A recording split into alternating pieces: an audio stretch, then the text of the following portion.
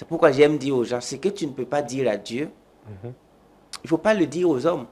Parce que quand on crée un business, c'est à Dieu qu'on part d'abord présenter ses produits. Yeah. Mais dites-moi, un dealer de drogue, est-ce qu'il peut aller présenter ça à Dieu? Dites-moi, un vendeur d'alcool périmé, frélaté, qui vraiment attaque la santé, qui a fait venir ça pour 100 millions et qui veut vendre à la jeunesse de Bamako, est-ce qu'il peut aller dire ça à Dieu? Si c'est normal, non. Vous allez voir des gens qui n'arrivent même pas à parler au Dieu qui nous a créés de leur business. Oui. Parce que Dieu ne va pas écouter. Donc, d'où ils vont faire recours au maraboutage, ils vont faire recours à tous les wacks possibles, tuer des animaux, faire des sacrifices par-ci, par-là. Parce que lui-même, il sait que s'il ne passe pas par là, s'il lève les yeux vers le ciel ou vers la terre, il ne peut pas invoquer l'entité suprême qui est l'incarnation de la pureté pour qu'on voit pour que son entreprise marche. Il faut qu'il parte maintenant voir les hommes, les coups bas, par-ci, par-là, parce qu'il sait que ce qu'il fait là, il n'y a pas la morale. Donc, c'est pourquoi nous, on inclut la haute moralité dans l'entrepreneuriat. Et quand c'est comme ça, c'est une question de temps. Ça ne peut pas ne pas donner. D'accord. Merci beaucoup, coach. Alors, en vous écoutant, j'ai pu retenir quelque chose. Si vous pouvez revenir sur le point, comment nos pensées peuvent influencer nos résultats? Ah oui, ça c'est la haute métaphysique. Vous me faites rentrer maintenant dans la dimension spirituelle et métaphysique parce que vous savez avec moi qu'il a été écrit que l'homme est le résultat de ce qu'il pense et l'homme récolte toujours ce qu'il pense. As a man thinketh, so is he. Comme l'homme pense, c'est comme ça il est. Et donc, nous avons vraiment négligé ou ignoré, bon, je préfère le mot ignorer, l'aspect cognitif et l'aspect spirituel et métaphysique, la conception et inner conception. On appelle ça inner world. You build your inner world for your inner world to be a projection of your outer world. Tu construis ta vie intérieure pour que ton succès extérieur soit une projection de ton succès intérieur. Malheureusement, les gens ne s'assoient pas pour méditer, concevoir, penser, rêver avant d'imprimer ça à l'extérieur. Donc, la pensée joue un rôle capital, primordial, substantiel dans le succès de l'être humain. Et lorsque nous n'allons pas aller à l'école de la pensée, à l'école de comment penser, et là c'est compliqué. C'est pourquoi Henry Ford a dit « Thinking is the most difficult thing of the world.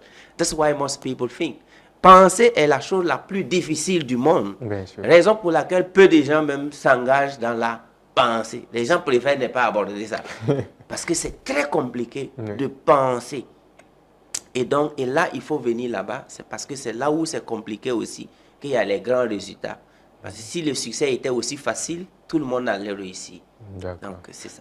Est-ce que nos croyances rejoignent un peu la pensée? Oui, bien sûr, parce que la pensée va d'abord prendre sa source dans une croyance. Maintenant, lorsque c'est une croyance limitante, lorsque c'est une croyance vraiment et humaine, ça aussi, ça va te limiter. Il faut avoir des croyances divines, des croyances universelles que tu peux appliquer à Tokyo, que tu peux appliquer à Londres, que tu peux appliquer à Sydney, que tu peux appliquer à Bamako, que tu peux aller appliquer à Ouagadougou. Mais lorsque nos croyances se limitent dans notre quartier, lorsque ce que j'ai dit aux jeunes Maliens, je ne peux pas aller le dire aux jeunes Américains à Harvard ou à Princeton, ça veut dire que moi-même, je n'ai pas poussé mes recherches. Malheureusement, il y a des gens qui ont limité leur savoir, que ce soit divin, religieux, que leur savoir dans l'enseignement, ils ont limité ça à un peuple donné. Et c'est pourquoi moi je dis je ne suis pas d'accord. Si tu es musulman ou tu prêches la bonne nouvelle de l'islam au Mali, tu dois être capable d'aller le faire au Japon, à Tokyo, dans le même langage, voir si tu vas t'en sortir. Si tu t'en sors, c'est que c'est bon.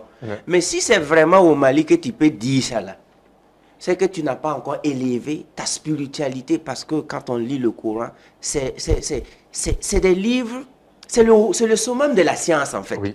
C'est la science. Du début jusqu'à la fin, c'est la science. La Bible, du début jusqu'à la fin. Donc pour la pratiquer, il faut que toi-même tu sois un métaphysicien, un scientifique de renom, capable d'aller à la NASA parler du Coran, aller à la NASA parler de la Bible. Mais lorsque la connaissance ou la croyance est limitée, donc, le succès d'un peuple ou du moins des gens qui te suivent dépend du succès du leader. Lorsque le succès du leader même ne dépasse pas 1 mètre de haut, Il faut noter que le succès de ceux qui écoutent ce leader ne vont pas atteindre les 0,50. Pas du tout. Mais lorsque le leader élève sa conscience même à aller au cosmos, c'est-à-dire l'univers, ceux qui écoutent ce leader maintenant n'ont pas de limites. C'est pourquoi moi j'aime dire à mes étudiants, the sky is our beginning. Le ciel est notre départ. Et d'autres disent que le ciel est notre limite. Et moi j'ai dit, the sky is the beginning for me. Le ciel est notre point de départ. Si vous voyez.